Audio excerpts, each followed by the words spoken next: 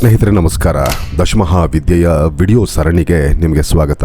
ನಾವು ಹಿಂದಿನ ವಿಡಿಯೋಗಳಲ್ಲಿ ಕಾಳಿ, ತಾರ, ತ್ರಿಪುರ ಸುಂದರಿ, ಭುವನೇಶ್ವರಿ, ಭೈರವಿ, ಚಿನ್ನಮಸ್ತ, ಧೂಮಾವತಿ, ಭಗಳಾಮುಖಿ ದೇವಿಯ ಉಪಾಸನಾ ರಹಸ್ಯಗಳನ್ನು ತಿಳಿದುಕೊಂಡೆವು. ಈ ವಿಡಿಯೋಲ್ಲಿ ಸರ್ವ ವಶೀಕರಣ ದೇವಿ ರಹಸ್ಯ ಹಾಗೂ ದಶಮಹಾವಿದ್ಯೆಗಳಲ್ಲಿ 9ನೇ ವಿದ್ಯೆಯಾದ ಮಾತಂಗಿಯ ಬಗ್ಗೆ ತಿಳಿಯುವ ಪ್ರಯತ್ನ ಮಾಡೋಣ. ಮಾತಂಗಿ ಈ ತಾಯಿಯ ಹೆಸರು ಸುಮಾರು ಜನಕ್ಕೆ ಗೊತ್ತಿರುತ್ತದೆ. ವಶೀಕರಣ ದೇವಿಯಾಗಿ ಮಾತಂಗಿಗೆ ಹೆಸರು. ಈ ತಾಯಿಗೆ ಲಘು ಶ್ಯಾಮಲ, ರಾಜಮಾತಂಗಿ, ಉಚ್ಚಿಷ್ಠ ಚಾಂಡಾಲಿ ಅಂತ ಇನ್ನೂ 3 ಹೆಸರುಗಳಿವೆ. ಈ ಮಹಾವಿದ್ಯೆಯ ಉಪಾಸನೆಯಿಂದ ಮಾತಿಗೆ ಶಕ್ತಿ ಜಾಸ್ತಿಯಾಗುತ್ತದೆ. ಎಂಥವರನ್ನಾದರೂ ಮಾತಿನಿಂದ ಕಟ್ಟಿಡಬಹುದು. ವಶೀಕರಣ ಸೈಕಾಲಜಿಯಲ್ಲಿ ಹಿಪ್ನಾಟಿಸಂ ಎಲ್ಲರಿಗೂ ತಿಳಿದ ವಿಷಯವೇ. ಸೈಕಾಲಜಿಸ್ಟ್ಗಳು ನಮ್ಮ ಆಲೋಚನೆಗಳನ್ನು ತಮ್ಮ ವಶಕ್ಕೆ ತೆಗೆದುಕೊಂಡು ಅವಶ್ಯ ಬಿದ್ದಲ್ಲಿ ನಮ್ಮ ಮನಸ್ಸಿನ ಒಳಗೆ ಹೋಗಿ ಸಮಸ್ಯೆಯ ಮೂಲ ತಿಳಿಯುತ್ತಾರೆ. ಇನ್ನೂ ದೊಡ್ಡ ಮನಃಶಾಸ್ತ್ರಜ್ಞರು ಹಿಪ್ನಾಟಿಸಂ ಇಂದ ಪೂರ್ವ ಜನ್ಮಕ್ಕೂ ನಮ್ಮನ್ನು ಕರೆದೊಯ್ದು ಅಲ್ಲಾದ ಸಮಸ್ಯೆಯನ್ನು ತಿಳಿಯುತ್ತಾರೆ. ಅಂದ್ರೆ ಒಬ್ಬ ವ್ಯಕ್ತಿಯ ಆಲೋಚನೆ ಮನಃಶಾಸ್ತ್ರಜ್ಞರ ವಶವಾಗಿದೆ ಎಂದು. ಅಂಥದ್ದೇ ಮಾತಂಗಿ ವಿದ್ಯೆ. ಈ ಮಾತಂಗಿ ವಿದ್ಯೆ ಸಿದ್ಧಿಸಿದವರಿಗೆ 100ರಷ್ಟು ವಶೀಕರಣ ಶಕ್ತಿ ಬರುತ್ತದೆ. ಬೇರೆಯವರ ಆಲೋಚನೆಯನ್ನು ಕಂಟ್ರೋಲ್ ಮಾಡಬಲ್ಲರು. ಆ ಮಂತ್ರ ಶಬ್ದಕ್ಕೆ ಅಷ್ಟು ಶಕ್ತಿ ಇದೆ.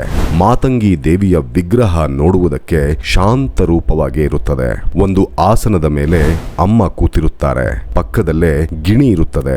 ವೀಣೆಯನ್ನು ಮೀಟುತ್ತಾ ಕೆಂಪು ವಸ್ತ್ರ ಧರಿಸಿರುತ್ತಾಳೆ ತಾಯಿ. ಮಾತಂಗಿಯನ್ನು ಶ್ಯಾಮಲ ಎಂದು ಕೂಡ ಕರೆಯುತ್ತಾರೆ. ಶ್ಯಾಮಲ ಅಂದ್ರೆ ಕಪ್ಪು. ಮಾತಂಗ ಮಹರ್ಷಿಗಳ ಮಗಳಾದ್ದರಿಂದ ಮಾತಂಗಿ ಎಂದು ಕೂಡ ಕರೆಯುತ್ತಾರೆ. ಈ ತಾಯಿ ಲಲಿತಾ ತ್ರಿಪುರ ಸುಂದರಿ ದೇವಿಯ ಮಂತ್ರಿಣಿ ಅಂದ್ರೆ ಲೋಕವನ್ನು ಶಾಸನೆ ಮಾಡುವ ಮಾತೆಯ ಆಲೋಚನಾ ಶಕ್ತಿ ಮಾತಂಗಿ ಎಂದು.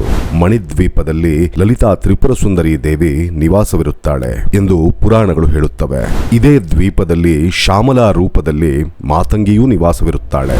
ಬ್ರಹ್ಮಾಂಡ ಪುರಾಣದಲ್ಲಿ ಮಾತಂಗಿಯ ಬಗ್ಗೆ, ಮಣಿದ್ವೀಪದ ಬಗ್ಗೆ ಉಲ್ಲೇಖವಿದೆ. ಮಾತಂಗಿ ಅಂದ್ರೆ ಹೆಣ್ಣು ಆನೆ ಅನ್ನೋ ಅರ್ಥನೂ ಇದೆ. ಆನೆ ಗಣಪತಿ ರೂಪಕ್ಕೆ ಚಿಹ್ನ. ಗಣಪತಿ ಅಂದ್ರೆ ಗಣಗಳಿಗೆ ಅಧಿಪತಿ. ಹಾಗೆ ವಿಘ್ನಕ್ಕೆ, ವಿದ್ಯೆಗೆ ಚಿಹ್ನೆ. ಮಾತಂಗಿ ಕೂಡ ವಿದ್ಯೆಯನ್ನು ಕೊಡುವ ದೇವತೆ ಎಂದು ಪಂಡಿತರು ಹೇಳುತ್ತಾರೆ. ಮಾತಂಗಿ ದೇವಿ ಹೇಗೆ ಆವಿರ್ಭವಿಸಿದಳೋ ಅಗಸ್ತ್ಯ ಮಹಾಮುನಿಗಳಿಗೆ ಹಯಗ್ರೀವರು ಹೇಳಿದರು. ಮಾತಂಗ ಮಹರ್ಷಿ ಕಠಿಣವಾದ ತಪಸ್ಸನ್ನಾಚರಿಸುತ್ತಿದ್ದರು. ಅವರಿಗೆ ಹೊಸ ಲೋಕಗಳನ್ನು ಸೃಷ್ಟಿಸುವ ತಪಶಕ್ತಿ ಇತ್ತು. ಅವರು ತುಂಬಾ ಕಾಲ ರಾಜರಾಜೇಶ್ವರಿ ದೇವಿಯ ಮಂತ್ರಿಣಿಯಾದ ಶ್ಯಾಮಲಾ ದೇವಿಯನ್ನು ಕುರಿತು ತಪಸ್ಸು ಮಾಡಿದರು. ಆ ತಪಸ್ಸಿಗೆ ಮೆಚ್ಚಿದ ಶ್ಯಾಮಲಾ ದೇವಿ ಯಾವ ವರ ಬೇಕೋ ಕೇಳು ಎಂದರು. ಅದಕ್ಕೆ ಮಾತಂಗ ಮಹರ್ಷಿ ತನಗೆ ಒಂದು ದೇವತಾ ಶಕ್ತಿಗೆ ತಂದೆಯಾಗಬೇಕೆಂಬ ಆಸೆ ಇದೆ ಎಂದು, ಅದಕ್ಕೆ ತಾನೇ ಮಗಳಾಗಿ ಜನಿಸಬೇಕೆಂದು ಕೇಳುತ್ತಾರೆ. ತಥಾಸ್ತು ಎಂದು ಶ್ಯಾಮಲಾ ದೇವಿ ಮಾತಂಗ ಮಹರ್ಷಿಗಳ ಮಡದಿ ಸಿದ್ಧಿಮತಿ ಆಕೆಯ ಗರ್ಭದಲ್ಲಿ ಶ್ಯಾಮಲಾ ದೇವಿ ಮಾತಂಗಿಯಾಗಿ ಜನಿಸಿದರು. ಮಗುವಾಗಿ ಹುಟ್ಟಿದ ಶ್ಯಾಮಲಾ ದೇವಿಯನ್ನೇ ಲಘು ಶ್ಯಾಮಲ ಎಂದು ಕರೆಯುತ್ತಾರೆ. ಇದು ಮಾತಂಗಿ ಮಾತ ಆವಿರ್ಭಾವದ ಹಿಂದಿನ ಕಥೆ.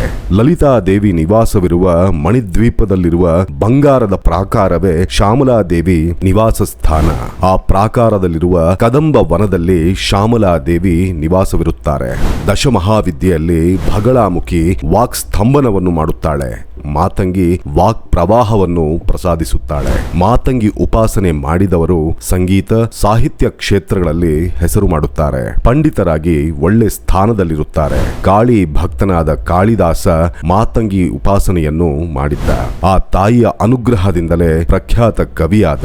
ಮಾಣಿಕ್ಯ ವೀಣಾ ಮುಪಲಾಲಯಂತಿಂ ಮದಾಲಸಾಂ ಮಂಜುಳ ವಾಗ್ವಿಲಾಸ ಅನ್ನೋ ಶ್ಲೋಕದಲ್ಲಿ ಮಾತಂಗ ಕನ್ಯಾ ಮನಸಾ ಸ್ಮರಾಮಿ ಎಂದೂ ಇದೆ. ಅಂದ್ರೆ ಮಾತಂಗ ಮಹರ್ಷಿಗಳಿಗೆ ಜನಿಸಿದ ಅಮ್ಮ ನಿನಗೆ ವಂದನೆ ಎಂದು. ದಶಮಹಾವಿದ್ಯೆಯಲ್ಲಿ ತಾರಾದೇವಿ ಪಶ್ಯಂತಿ ವಾಕಿಗೆ, ತ್ರಿಪುರ ಭೈರವಿ ಪರಾವಾಕಿಗೆ, ಮಾತಂಗಿ ದೇವಿ ವೈಖರಿ ವಾಕಿಗೆ ಅಧಿಪತಿಗಳು. ಪಶ್ಯಂತಿ ಎಂದರೆ ಮನದಲ್ಲಿ ಉಪಾಸನೆ ಮಾಡುವುದು.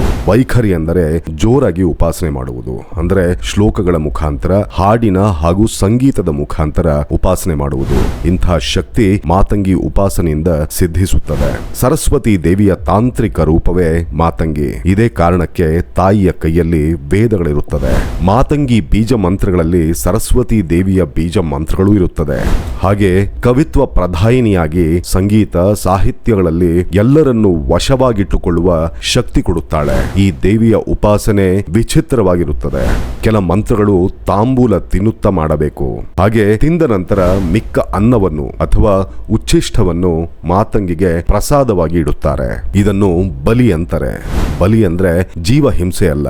ಮಿಕ್ಕ ಅನ್ನವನ್ನು ಪ್ರಸಾದವಾಗಿ ಇಡುವುದನ್ನು ಬಲಿ ಅಂತಾರೆ. ಲಲಿತಾ ಸಹಸ್ರನಾಮದಲ್ಲಿ ಚತುಷ್ಷಷ್ಠಿ ಕಲೆಗಳ ಬಗ್ಗೆ ಒಂದು ಮಂತ್ರವಿದೆ. ಅಂದ್ರೆ 64 ಕಲೆಗಳು. ಇದಕ್ಕೆ ಅಧಿಪತಿ ಮಾತಂಗಿ ದೇವಿ. ಮಾತಂಗಿ ದೇವಿಯ ಶಕ್ತಿ ಕಿವಿ ಹಾಗೂ ಆಲೋಚನೆಗಳಲ್ಲಿ ಇರುತ್ತದೆ. ಸಂಗೀತ ಕ್ಷೇತ್ರದಲ್ಲಿ ಉನ್ನತ ಸ್ಥಾನಕ್ಕೆ ಹೋಗಲು ಇಷ್ಟಪಡುವವರು ಮಾತಂಗಿ ಉಪಾಸನೆ ಮಾಡುತ್ತಾರೆ. ಉಪನಿಷತ್ತುಗಳ ಪ್ರಕಾರ ಈ ಸೃಷ್ಟಿಯನ್ನು ನಡೆಸುವುದು ಶಬ್ದ, ಈ ಪ್ರಪಂಚವನ್ನು ನಡೆಸುವುದು ಮಾತು. ನಾವು ಹೇಗೆ ಮಾತನಾಡುತ್ತಿದ್ದೇವೆ ಹಾಗೂ ನಮ್ಮ ಕಮ್ಯುನಿಕೇಶನ್ ಸ್ಕಿಲ್ಸ್ ಹೇಗಿದೆ ಅನ್ನೋದರ ಮೇಲೆ ನಮ್ಮ ಜೀವನ ಆಧಾರ ಪಟ್ಟಿದೆ. ಅದಕ್ಕೆ ಈ ಪ್ರಪಂಚವನ್ನು ನಡೆಸುವ ಮಂತ್ರ ಮಾತೆ.